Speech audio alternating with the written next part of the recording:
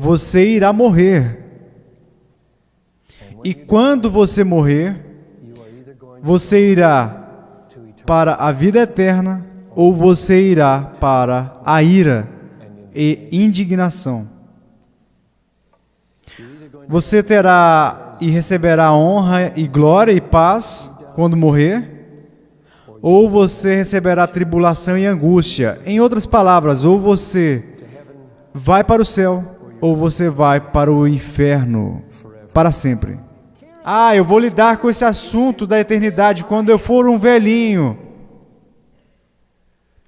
Não aposte nisso. Por quê? Uma vida inteira de brincadeira com as coisas santas e perseguindo as coisas mundanas irá despreparar um tanto a sua mente para lidar com coisas santas, e você não terá nenhum interesse de ir para o céu ou de ir para o inferno quando você for um velho. A capacidade para experimentar a realidade espiritual estará provavelmente cauterizada. Como eu me lembro quando eu era um garoto, meu pai era um evangelista. Quando eu via ele pregando de tempos em tempos, e sempre que havia, durante as cruzadas, a noite da juventude, e do seu coração, com muita emoção, uma emoção tremenda, com lágrimas nos olhos, vinham as palavras de Eclesiastes 12:1. E ele olhava nos olhos dos jovens, e ele dizia: lembra-te do teu Criador nos dias da tua mocidade, antes que cheguem os dias maus, e se aproximem os dias da velhice, em que dirás: eu não tenho mais prazer em meus dias. Ouça, existem poucas coisas que são mais trágicas do que uma pessoa idosa, velha, separada de Deus, que não tem mais a capacidade de sentir nada a respeito da realidade espiritual. Isso é uma tragédia, e vocês estarão lá. Se vocês não aproveitarem estes anos maravilhosos, poucas coisas são mais temerosas do que envelhecer com uma mentalidade que não é mais capaz de temer o inferno ou amar o céu. Casais, solteiros, pessoas no auge de suas vidas, cuidado com os serem varridos pelas demandas da carreira, simplesmente para se encontrarem ansiosos por alguma diversão no final de semana, buscando o alívio de vocês do trabalho mundano no divertimento mundano. E despertando, acordando talvez, e descobrindo daqui a algumas décadas, que não há mais nenhum interesse por nada a não ser o mundo. Um conhecedor de restaurantes, um conhecedor de vídeos, um conhecedor de teatro e de orquestras, um conhecedor de computadores e centenas de outras coisas temporais e passageiras, e nenhum interesse por Deus.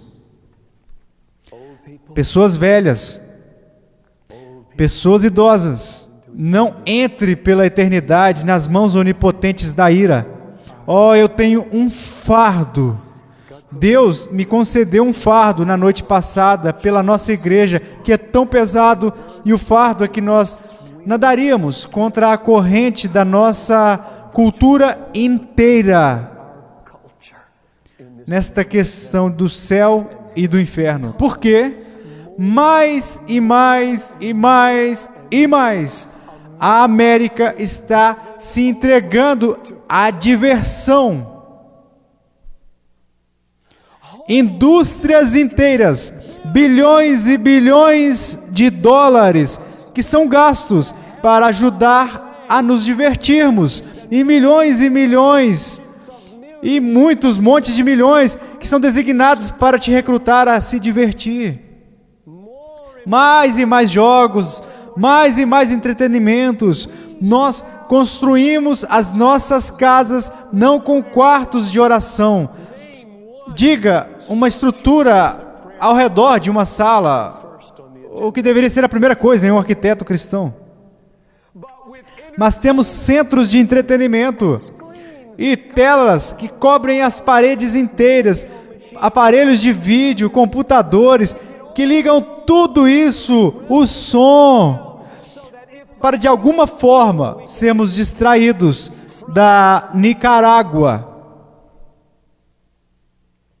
ou Honduras, talvez do Sudão, ou Somália, ou dos 70 que foram presos lá na China, ou das 150 igrejas que foram queimadas na Indonésia. Me ajude a me divertir este final de semana, porque eu estou cansado e eu trabalho duro no meu trabalho mundano. Eu tenho um pequeno teste para vocês. Tente isso em um vocabulário evangélico. Calcule, por exemplo, o aumento da frequência com a qual nós usamos a palavra diversão para descrever praticamente tudo o que nós gostamos de fazer. Tudo bem. Tudo bem. Onde estão as descrições do que gostamos de fazer? Algo importante, ou algo significativo, ou algo enriquecedor, ou enobrecedor, ou algo que valha a pena, ou que seja edificante, útil, fortalecedor, encorajador, ou profundo, talvez transformador, ou valioso, ou que abra os olhos, exaltando Deus. Tudo diversão. Teste a vocês mesmos se vocês têm absorvido a cultura toda da diversão. E está aumentando, aumentando e aumentando, e os cristãos estão sendo engolidos da mesma forma como todo o mundo. Este texto é um grande texto para vocês se examinarem. Ele ensina que após a morte, você entrará na vida eterna, em glória e paz, ou você entrará na ira eterna e na indignação, com angústia, e num piscar de olhos. Isso pode acontecer antes que terminemos aqui, com vocês. Ou comigo. 1967. Eu vejo alguns estudantes. Eu estava sentado na capela de Wingman e vi Raymond Edman. Tom provavelmente estava lá. Ross estava lá. Eu estava. Tom estava. E vi Raymond Edman. O chanceler estava pregando sobre entrar na presença do rei. E ele parou. Ele deu um passo para a esquerda. E com o barulho mais horrível que eu já ouvi na minha vida, caiu no chão. E ele estava morto antes de sairmos daquela capela. Nós podíamos ouvir a sua respiração. Eu quero ir dessa forma. Eu quero ir dessa forma. Isso seria muito bom. Isso seria muito bom. Isso pode acontecer com vocês. Pensem nisso. Sem segundas chances. Você estará no céu ou você estará no inferno para sempre. Pensem nisso. Permita que este texto faça vocês pensarem a respeito disso. Ponderem, sintam isso, para que vocês de alguma forma possam escapar da cultura da trivialidade que tem sido vendida a todos nós, com toda a força, por toda a mídia que é possível e acessível. Vivam na luz da eternidade. E eu digo luz, não sombra. Eu disse luz. Viva na luz da eternidade, porque você chegou ao ponto de conhecer a Deus tão bem e de caminhar tanto tempo com o Rei Jesus, que você pode dizer do fundo do seu coração: viver é Cristo e morrer é lucro. Então todos os seus dias são vividos na face da eternidade. Eles serão vividos na luz e não nas sombras. Nós não temos que ter medo. Vocês serão capazes de dar testemunho a Marshall Lane da semana passada. Então, quando ela se deitar no quarto perguntando: chegou a hora? Deus deu a ela segurança. Está ok, porque morrer é lucro. Seja assim, conheça-o desta forma.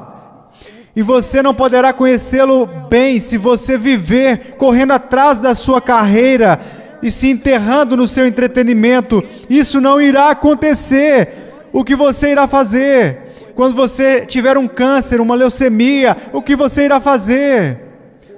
O que me deixa irado é que há salas de entretenimento em todo o hospital que eu já visitei.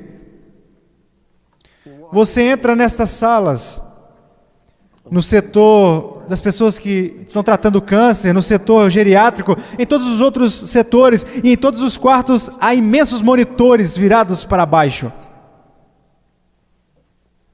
para que as pessoas possam, até o final, serem entretidas. É uma cultura estranha essa que a gente vive. A América está ainda em maus lençóis. Nenhuma civilização sobrevive a isso. Absolutamente nenhuma civilização sobrevive brincando, negociando. Eu não me importo se iremos sobreviver. Eu me importo se vocês irão sobreviver à morte. Este é o meu trabalho. A América é um ponto na tela da história e nós estamos encurtando-a.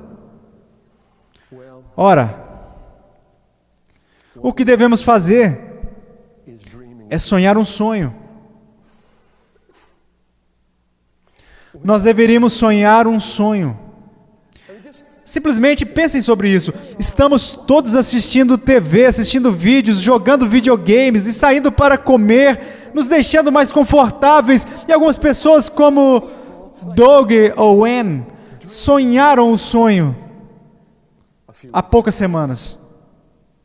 E agora, hoje, ele está em Honduras. E ontem, eles trataram 400 pessoas.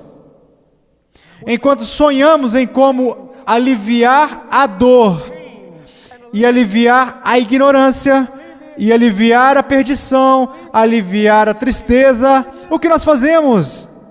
Nós lemos as páginas de ações, lemos as propagandas de computadores, lemos as propagandas de eletrônicos e pensamos no que vamos ganhar no Natal. Passamos as noites enchendo de mundanismo a nossa mente. E pensamos, por que não crescemos como cristãos? Por que não temos uma vida cristã significante? Oh, sonhe o seu sonho. Se você pudesse enxergar claramente o céu e o inferno, se este texto tivesse um impacto da eternidade sobre você.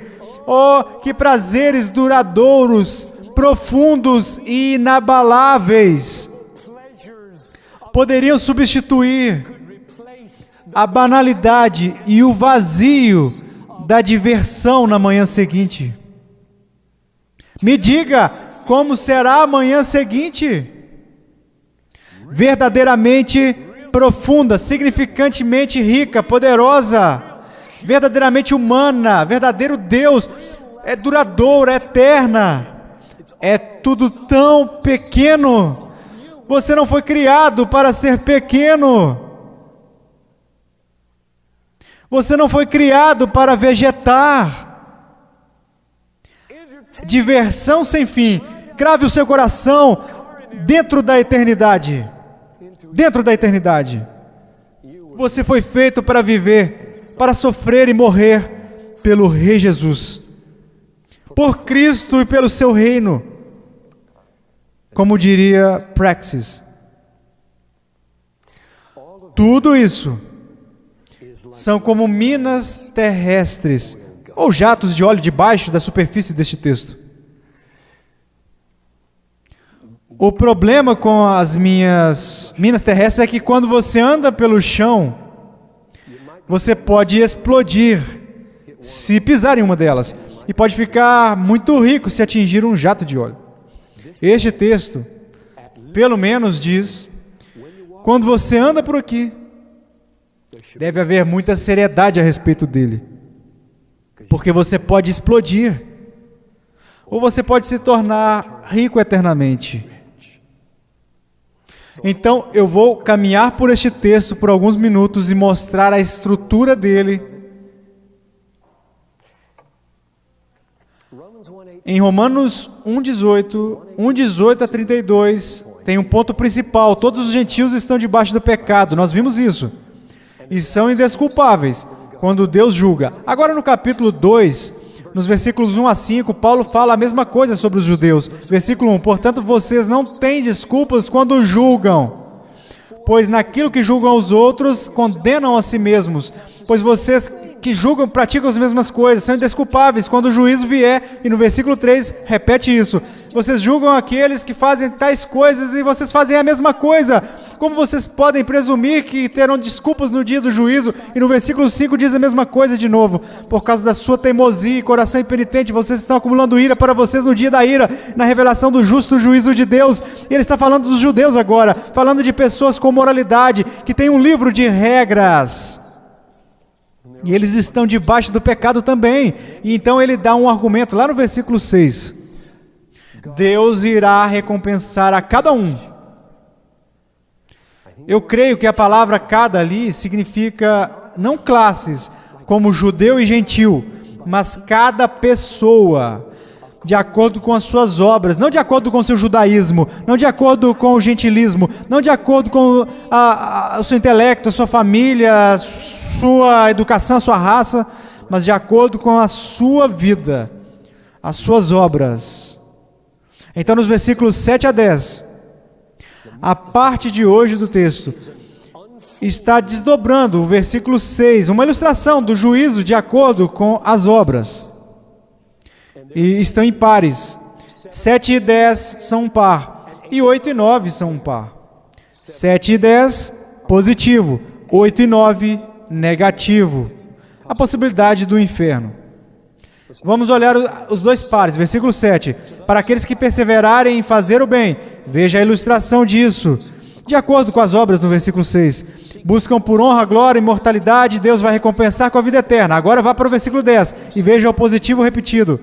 Deus dará glória e honra e paz a todo aquele que fizer o bem. Aqui aparece de novo, ilustrando o juízo de acordo com as obras, no versículo 6. Primeiro para o judeu e também para o grego. Então, nestes dois versículos, o caminho para a vida é o caminho da obediência e a perseverança em fazer o bem. Agora vamos pegar a metade negativa, ou par, nos versículos 8 e 9. Versículo 8. Mas aqueles que são egoístas e ambiciosos e não obedecem à verdade, mas obedecem à iniquidade, Deus vai recompensar com a ira e com indignação. De novo, egoísmo e ambição, desobediência à verdade, obediência à iniquidade. Isso vai gerar a ira. Finalmente, no versículo 9, haverá tribulação e angústia para todo homem que pratica o mal. De novo, ilustrando o juízo de acordo com as obras. Primeiro do judeu e também do grego. Em outras palavras, assim como no versículo 7 e 10, o caminho que conduz à vida eterna é o caminho de boas obras e de obediência, e nos versículos 8 e 9, o caminho que conduz ao inferno é o caminho da ambição egoísta e da desobediência da verdade e das obras do mal. E ele diz nestes dois últimos versos, primeiro do judeu e também do grego, sim, judeus vão primeiro, mas quer seja que eles vão para o céu primeiro ou para o inferno primeiro, está baseado no mesmo critério com que irão os gentios. E este é o ponto do texto. Nem os judeus e nem os gentios têm qualquer desculpa. Ambos são pecadores e ambos irão perecer, se eles forem hipócritas e que acusam os outros enquanto praticam as mesmas coisas. E o caminho para o céu é o caminho da obediência, e o caminho para o inferno é o caminho da iniquidade. Para aqueles que perseveram em praticar, em fazer o bem, procuram por honra, glória e imortalidade, Deus concederia a vida eterna, se eles pudessem fazê-la. Mas eles não podem. Portanto, eles têm que ter, é uma necessidade deles terem o Evangelho da Graça, que aparece nos versículos 16 e 17 do capítulo 1. Deus dará honra, glória e paz para todos os que praticam o bem. Primeiro para o judeu e também para o grego. Se eles pudessem praticar o bem, mas eles não podem. Então eles precisam do Evangelho da Graça. Este é o significado desses versículos. Ou deveríamos entender estes versículos literalmente, que eles significam o que parece que eles querem dizer. O caminho que conduz ao céu é realmente o caminho das boas obras e da obediência. Esse é o caminho que você deve pegar ou não chegará ao céu. E o caminho que conduz ao inferno é o caminho da iniquidade e da desobediência à verdade. E obediência à iniquidade e a prática de coisas más. E se você está neste caminho, é o único lugar que você irá. É este o significado? O significado destes versículos? Agora, trazer a pergunta a um ponto. Vamos lá. Deixe-me perguntar isso. Seria uma contradição ao Evangelho da livre e soberana graça, que é o que eu amo mais que qualquer coisa? Seria uma contradição ao Evangelho da livre e soberana graça, se a graça do Evangelho fosse tão poderosa que todo mundo que realmente confia nele obedeceria. Então todos os que são justificados pela fé estão no caminho que conduz apenas ao céu. Se isso for verdade, não haveria contradição entre o Evangelho da graça soberana e a justificação apenas pela fé. E o ensinamento do Novo Testamento nestes versículos, eu creio que o único caminho que conduz ao céu é o caminho da justiça, da obediência e das boas obras.